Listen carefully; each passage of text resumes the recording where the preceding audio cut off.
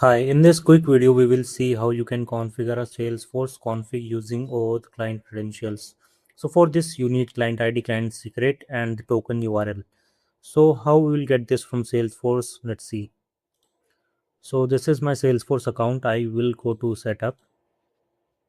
In setup, I'll write app manager.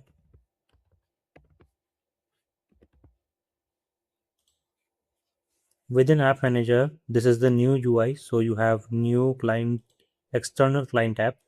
You will give a external client app name. Let's say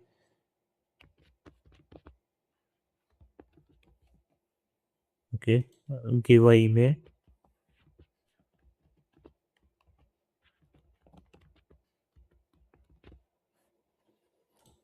Let's select packaged and go down. So we have this enable OAuth. So we need to enable this and pass a callback URL. Here we need to select two scopes. First one is manage user via API, and second is perform request at any time, refresh token, and offline access. So these are the two scopes that we need to select. Here we need to select enable client credential flow. Okay, and this is everything we need to do here. Just create the external, okay, on client app with the same name exist, so we will add underscore. So the client is created. One more thing that we need to do is to pass this to pass a user under enable client credential flow. So we will edit this and enable this and pass the user. So this is our admin user which have access to Salesforce, and I'll save this. So this is all you need to configure at Salesforce. Now let us quickly grab the credentials. So I will go to both settings and consumer key and secret. So Salesforce will verify my identity.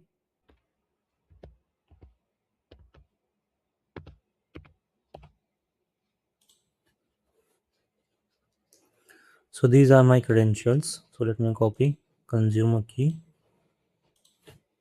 will be client ID and consumer secret will be client secret. You also need to pass your organization domain here. So for my organization, this is my domain. So I'll copy before.my and paste it there. So I'll replace this domain with my actual domain and add a dot. Okay, so this is everything you need from Salesforce side. Now you also need to configure object store to store the token. So this is it for this configuration. You can do a test connection. Test connection is successful. Press OK. And if we go here, so I have this query connector, we can test it. I will uncomment it and Salesforce config is already added. So I'll run this flow.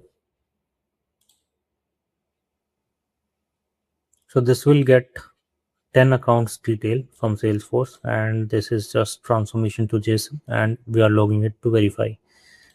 So the flow, it is currently deploying, and yes, we have the accounts data, so it is working as expected. So this is it for this video.